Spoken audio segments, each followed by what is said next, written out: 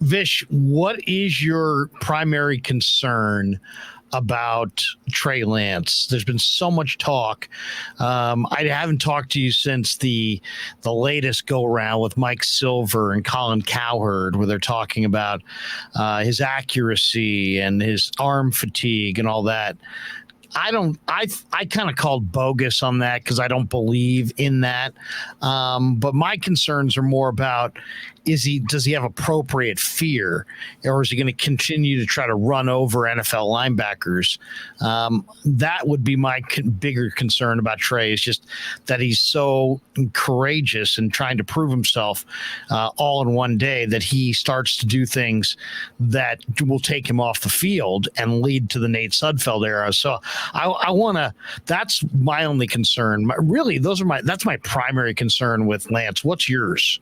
Yeah, so the sample size is small to have concerns, right? Like, it's tough to say that this is consistently something he does not do well, or this is consistently something he does well, because we're really going off of, really 16 games, 17 games in college combined with 2 starts that we're really, really investing a lot in, right? Like, this is about a total of 450 throws or 430 throws that Larry, you and I are just looking to analyze hard. But for me, it's the drop back pass game. I'm still concerned about that.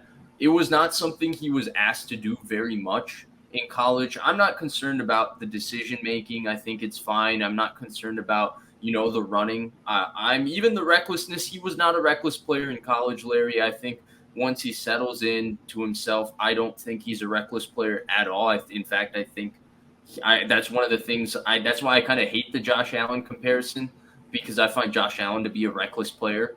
I don't think Trey Lance is reckless, and the reckless can be good in some ways, but that's just not in Trey Lance's DNA. At least in college, it wasn't. He was very under control, and I'm not really too bothered by his ability to execute and play action. The accuracy, I'm not so bothered by that. I think it'll improve as the season goes on, as his career goes on. He can make every throw he needs to make for this offense. It's the drop back pass game, Larry. He was played on a team in college that had a very strong running game that constantly put him in a lot of play action pass situations. He didn't have very many opportunities. I'm not even talking about the drop back pass game. Well, it's 3rd and 6. You got to continue a drive. I'm talking about the drop back pass game. Well, shoot, we went down 24-0. And we need you to throw this out of this one. Because he wasn't put in those situations even in college where you just got to drop back every single rep. And it's just you got to make great decisions. You got to win from the pocket. You got to throw. And I guess it's something because we haven't seen him do.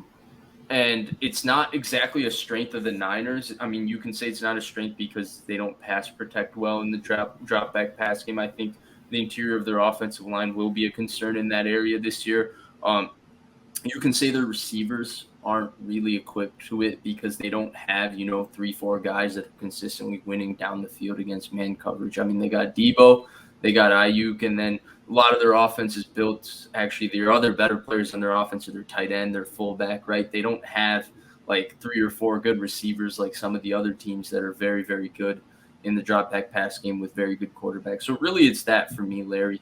I'm not sure that he's going to be refined enough in the drop back pass game yet, simply because he hasn't gotten enough reps at it.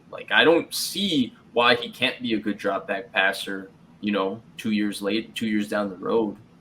But in 2022, it's difficult for me to envision him being a very good drop back passer, because he just hasn't had the opportunities to do it in the NFL and in college.